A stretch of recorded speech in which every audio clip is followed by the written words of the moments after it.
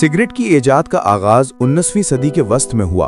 अगरचे तंबाकू नोशी की तारीख सदियों पुरानी है, मगर जदीद सिगरेट की शक्ल सबसे पहले 1865 ईस्वी में अमेरिका के शहर रिचमंड वर्जीनिया में सामने आई।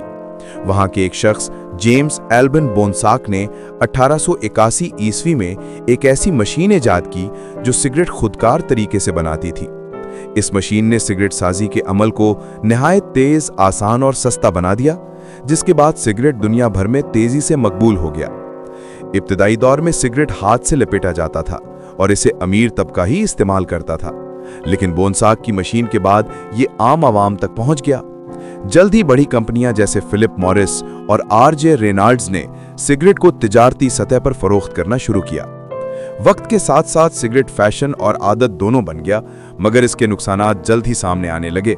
तिब्बी माहिरीन ने साबित किया कि सिगरेट नोशी फेफड़ों के कैंसर, दिल की बीमारियों और कबल अज़ वक्त मौत का सबब बनती है।